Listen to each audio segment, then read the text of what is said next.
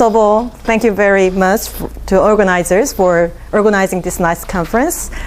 And today I'd like to talk about chromatic choosability of the power of graphs. It is based on joint work with Seokjin Kim at Konkuk University and Young-Soo Kwon at Yeongnam University. Okay. Does it work? Oh, okay, thank you. Yeah, I think all of you know the definition of graph coloring and the chromatic number of a graph. So it's just a function defined on the vertex set. Okay. And list coloring and choosability is also a famous notion in graph coloring. A list assignment of size L, it's just assigning to each vertex a set of size L, and a graph G is L choosable. Here L is a positive integer.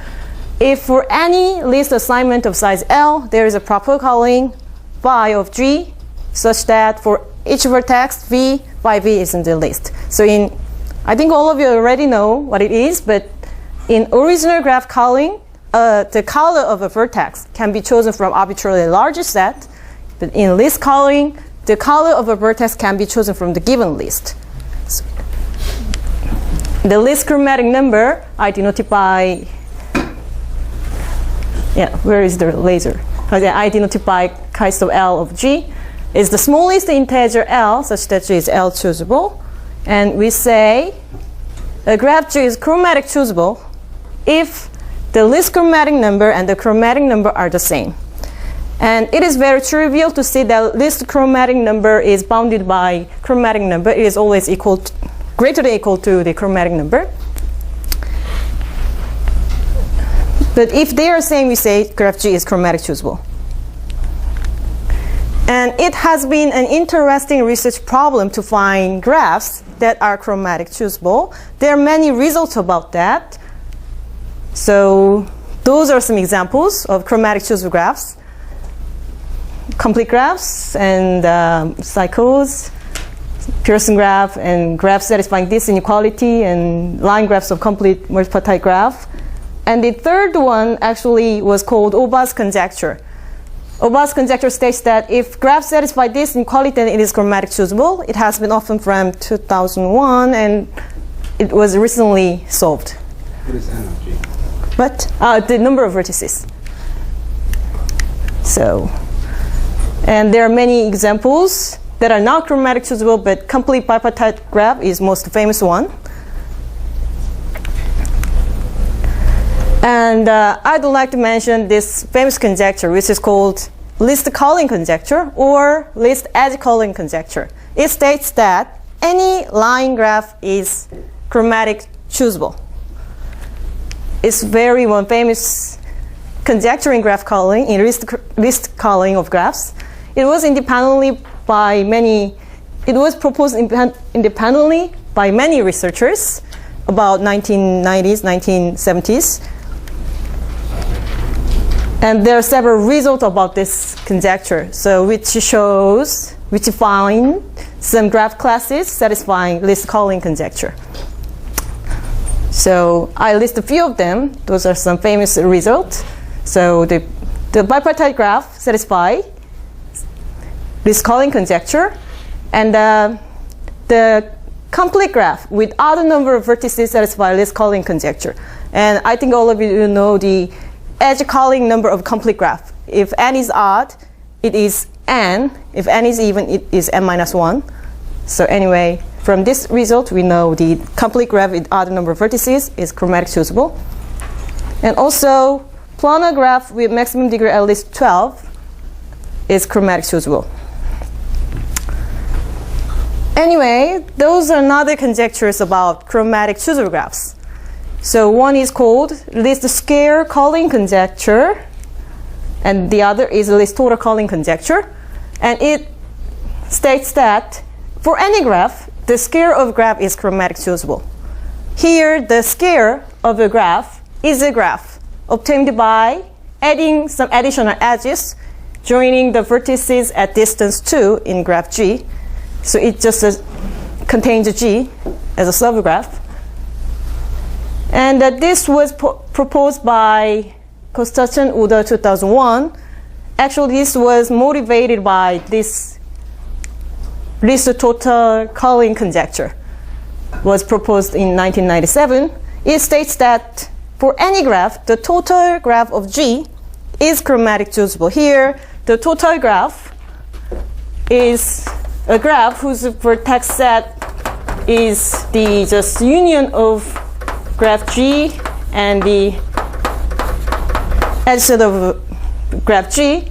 This is total graph. And its edge is UV is an edge of total graph. If and only if they are vertices of original graph and they are adjacent in G, or they are edges of original graph and they are incident in G, and if one is vertex and the other is edge and the vertex is endpoint of edge. It's the definition of total graph. And it's very similar to line graph, right? So, and we can observe this. Least square Cayley conjecture implies least total Cayley conjecture because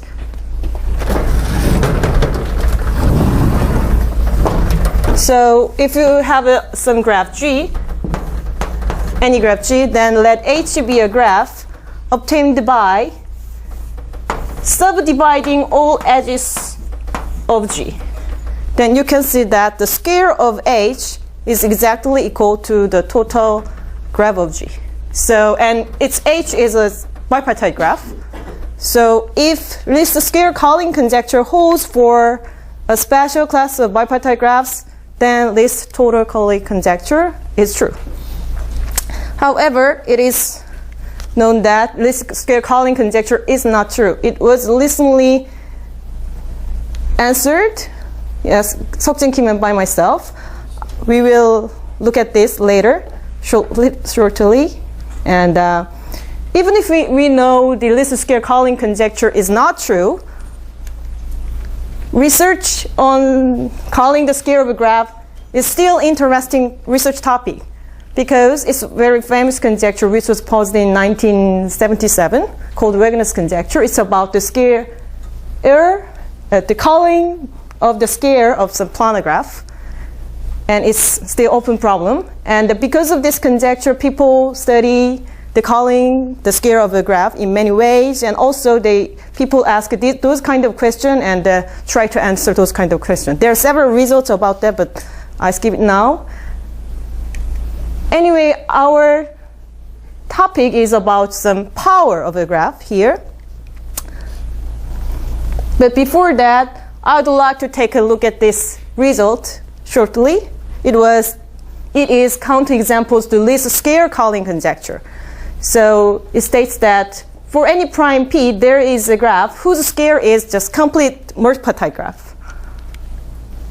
And it is well known that the chromatic number of complete multipartite graph is equal to the number of partite sets. And the least chromatic number of complete multipartite graph is bounded by this number. This is known result. It's not easy to see it's bounded by this number. And you can see that the difference between the least chromatic number and chromatic number of complete multipartite graph can be arbitrarily large if n goes to infinity. So yeah, the result is nothing but a construction of graph whose square is complete multipartite graph. So this is the example when n is equal to 3.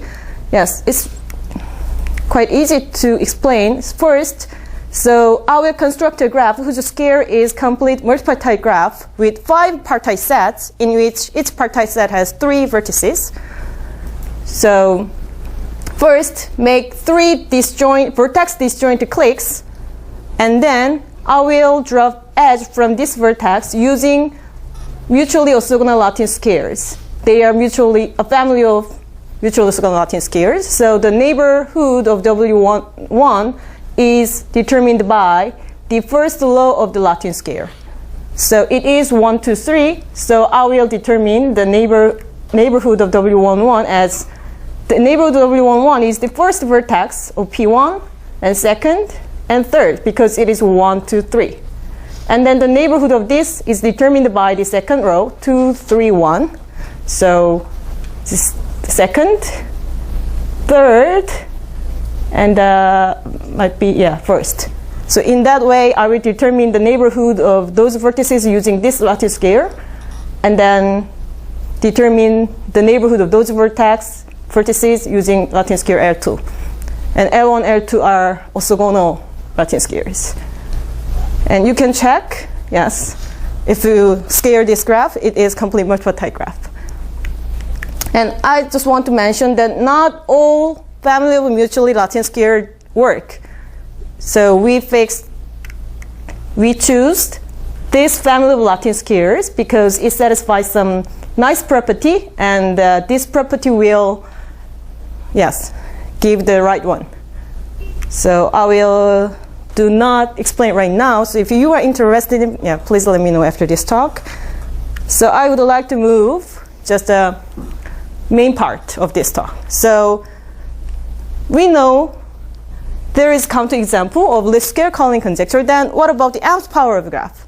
So choosing to ask this question at one open problem session, a conference held in last spring in China. Anyway, he asked this question: if there is a constant m such that nth power of g is chromatic choosable for any graph G.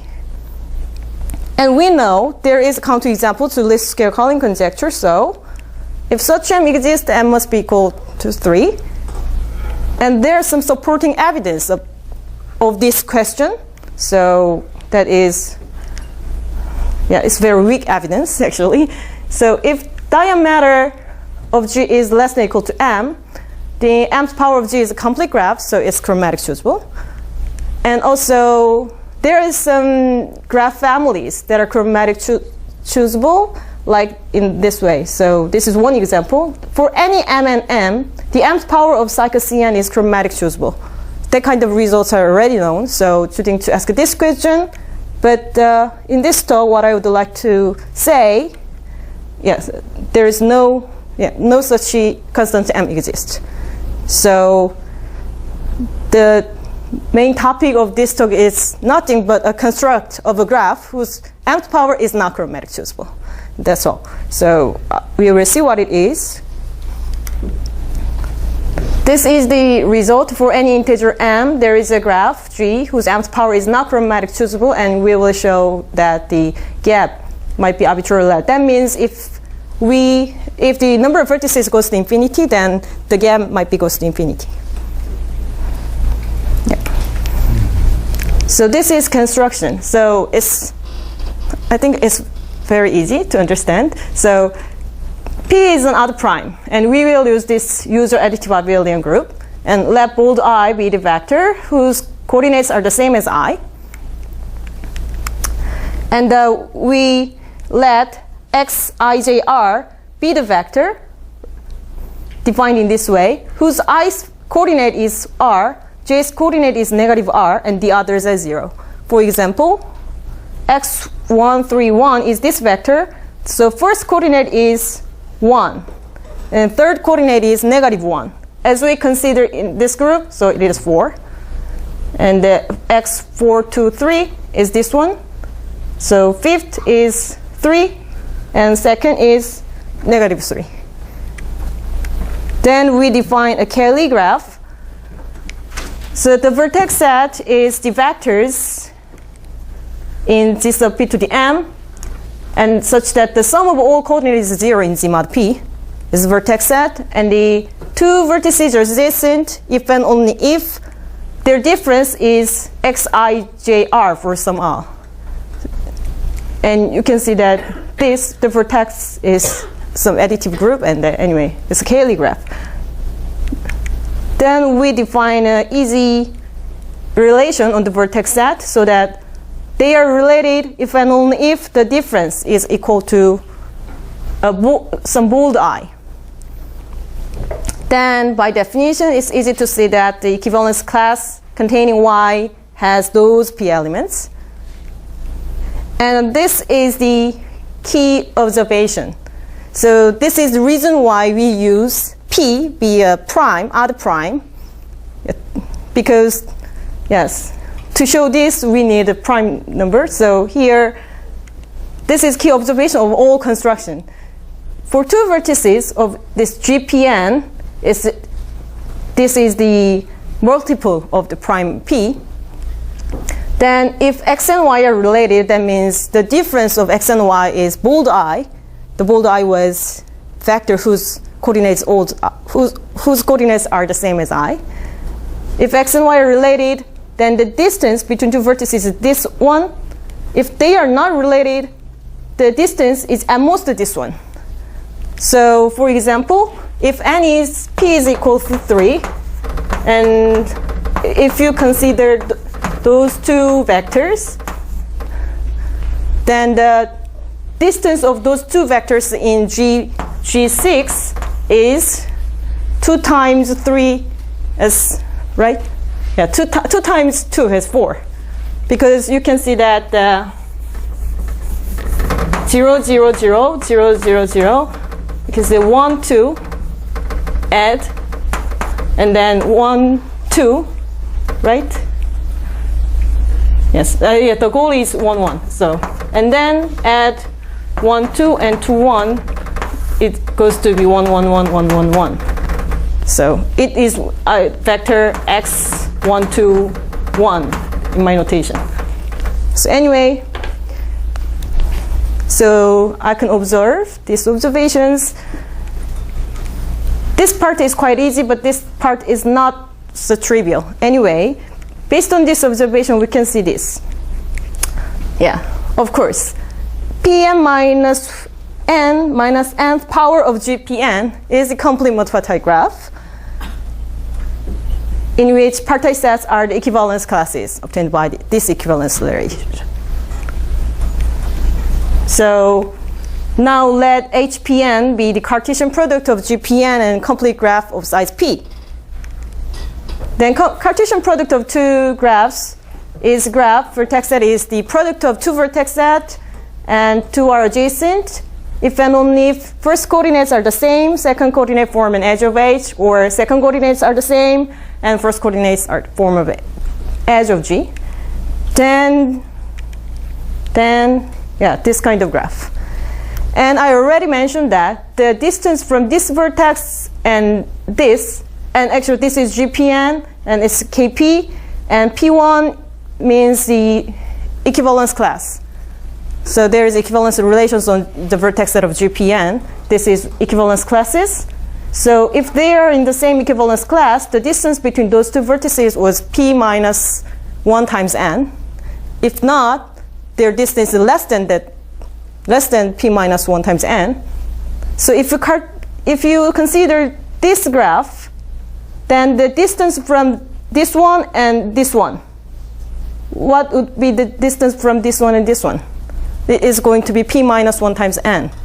So based on this observation, we can see the structure of HPN in this way.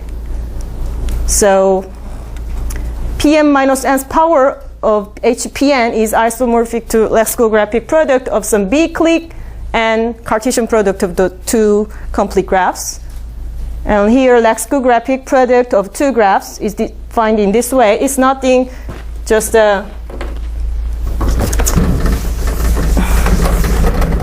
if we have graph H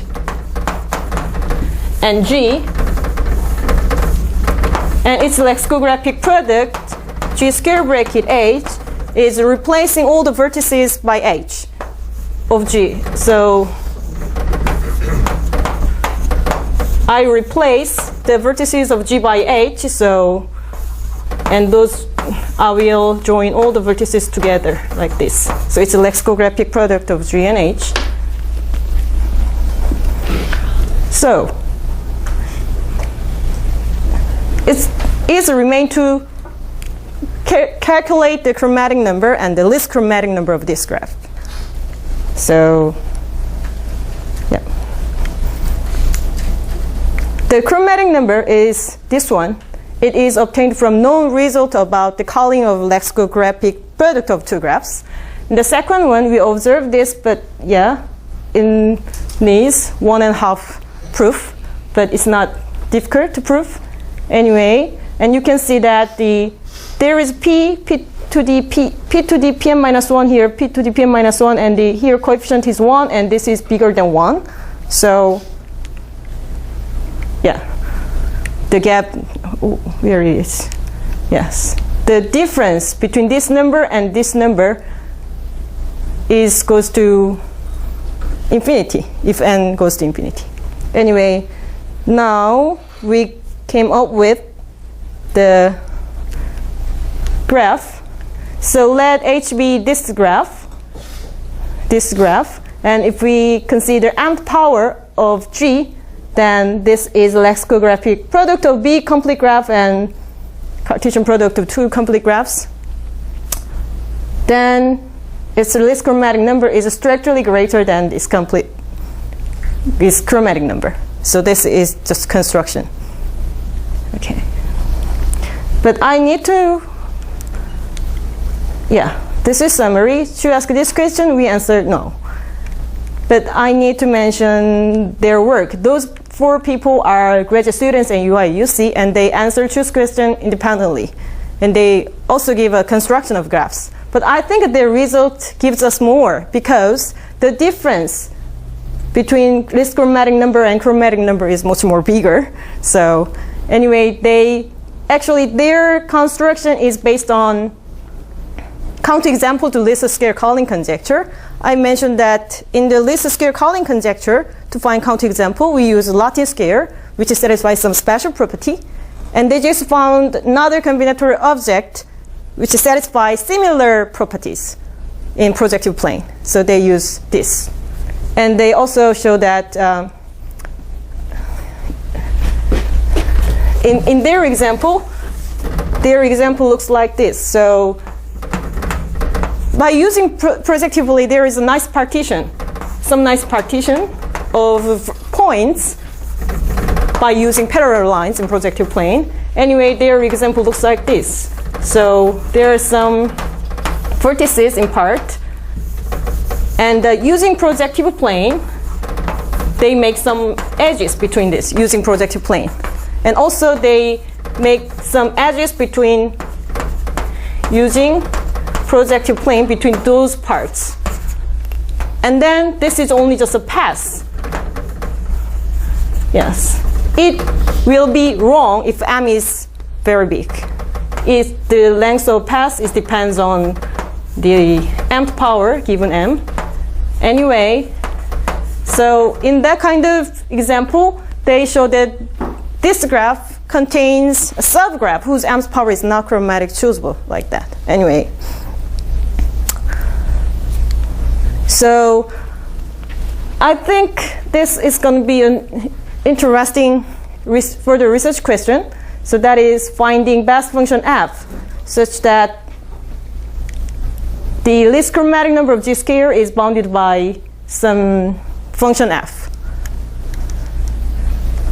So we know from the counterexamples to least square calling conjecture, this f function cannot be less than x log x. X log x is the least chromatic number of complete graph, is least chromatic number of complete multi-type graph is computed in this way. So based on this, Noah asked this question, and those 4 guys also suggest this question. And those all questions are based on one assumption. That assumption is some complete multi-type graph has the biggest gap between least chromatic number and chromatic number. So complete multi-type graph might be the worst case in difference of least chromatic number and chromatic number. And also, I think it is interesting to those kind of questions because, as you can see, this example, those graphs contains many claws. Claw is K13, and also it's not only containing claw, but also containing long claw, like that. So what if you consider clock-free graphs? For clock-free graphs, is there constant m whose mth power is chromatic choosable? And similar but different, we may ask this question also. If G is clock-free, the mth power of G is chromatic choosable for any m. Or if G is chromatic choosable and clock-free, what about the mth power of G? So yeah, that's all. Yeah, thank you for your attention. Yeah.